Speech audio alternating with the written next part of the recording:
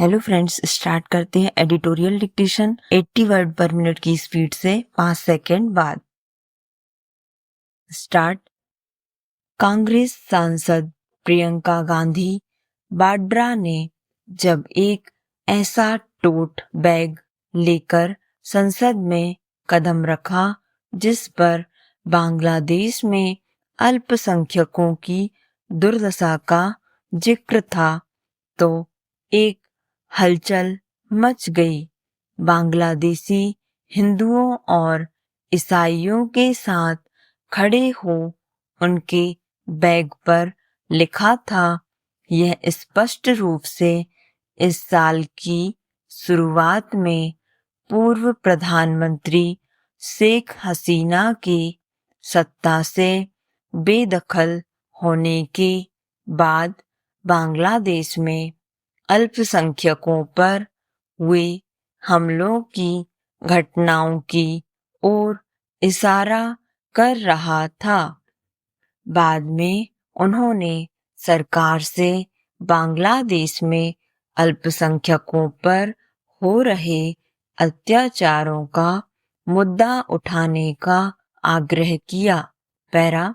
सरकार को बांग्लादेश में हिंदुओं और ईसाइयों पर हो रहे अत्याचारों का मुद्दा उठाना चाहिए। हमें बांग्लादेश सरकार के साथ चर्चा करनी चाहिए और उन लोगों का समर्थन करना चाहिए जो पीड़ा से गुजर रहे हैं। उन्होंने कहा, हालांकि इसका मतलब यह नहीं है कि भारत सरकार कुछ नहीं कर रही है। उन्होंने इस मामले पर पर्याप्त कदम उठाए हैं और बांग्लादेश सरकार से हिंदुओं और अन्य अल्पसंख्यकों की सुरक्षा सुनिश्चित करने के लिए कहा है। साथ ही उनकी अभिव्यक्ति की स्वतंत्रता का अधिकार सुनिश्चित करने का आग्रह किया है। पैरा। रिकॉर्ड के लिए भारत के विदेश सचिव विक्रम मिस्त्री ने ढाका का दौरा किया और इस मुद्दे को बांग्लादेश के अपने समकक्ष के साथ उठाया। हाल ही में बांग्लादेश ने भारत से आधिकारिक रूप से पूर्व प्रधानमंत्री शेख हसीना को वापस भेजने का अनुरोध किया, जो अगस्त में छात्रों के नेतृत्व वाले आंदोलन के बाद भारत आ गई थी। लेकिन प्रियंका गांधी वाड्रा के बैग पंच के बाद बांग्लादेश तक सीमित नहीं थी।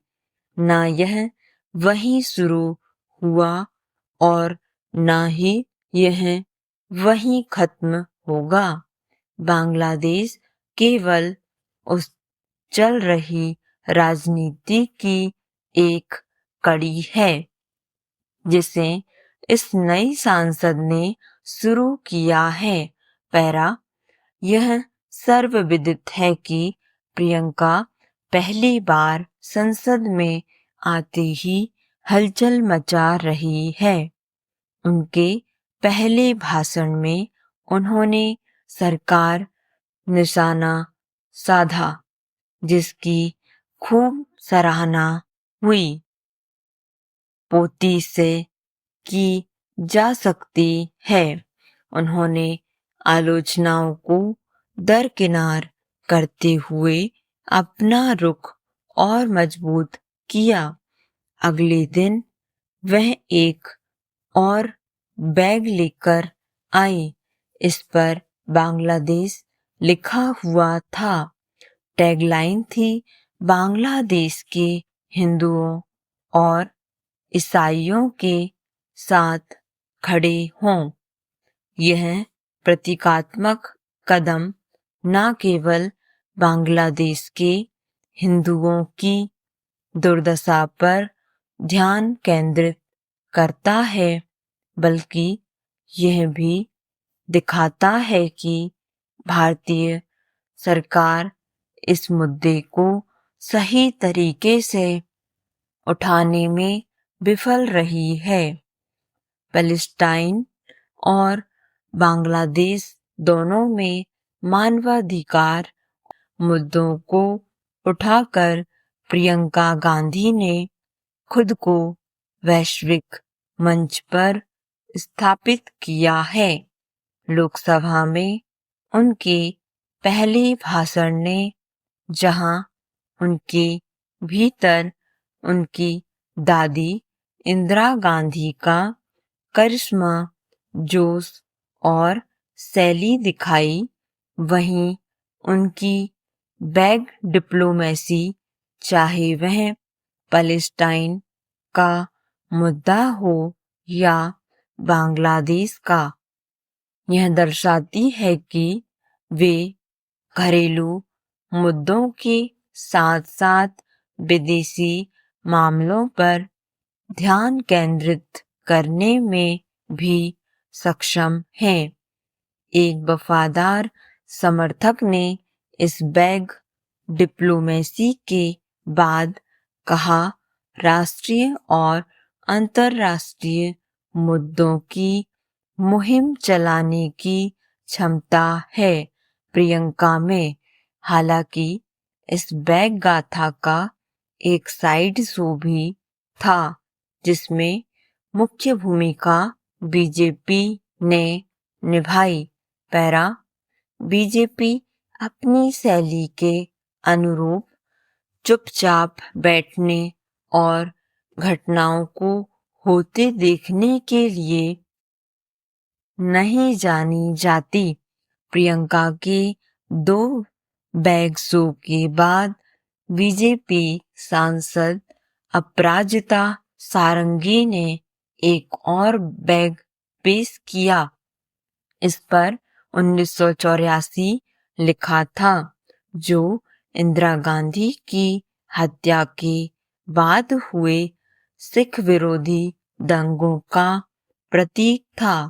खबरों के मुताबिक सारंगी ने यह बैग प्रियंका को सौंप भी दिया, लेकिन हैरानी की बात यह रही कि प्रियंका ने सारंगी के इस कदम को नजरअंदाज करने के बजाय बैग ले लिया, जिससे बीजेपी के प्रयास फीके पड़ गए।